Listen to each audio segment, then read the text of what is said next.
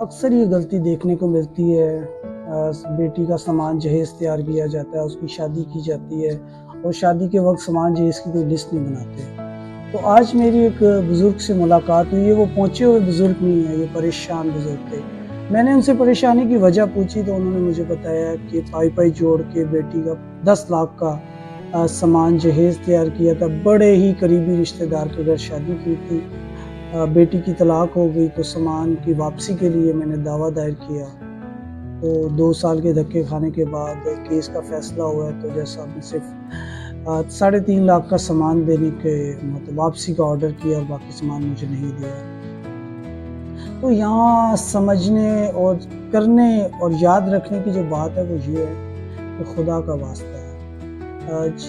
جب بھی آپ اپنی بیٹی کی شادی کرتے ہیں اور جو آپ اس کو سامان جہیز دیتے ہیں، ایک ایک چیز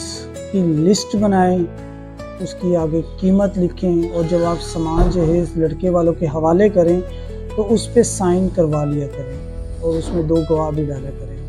یہ کرنے سے فائدہ کیا ہوگا؟ جب طلاق ہوتی ہے تو سامان جہیز کا دعویٰ کیا جاتا ہے، تو اس دعوے میں اکثر دیکھا جاتا ہے اگر لڑکی جہیز کا سامان 5 لاکھ روپے کا لائی تھی تو وہ ایک رسید مطلب ایک لسٹ بنا کے دے دیتی ہے جس میں 15 لاکھ کا سامان لکھ دیتی ہے، اور لڑکے والے اکثر یہ کہتے ہیں اس کے ریبرٹل میں اگر لڑکی کا 5 لاکھ کا سامان ہے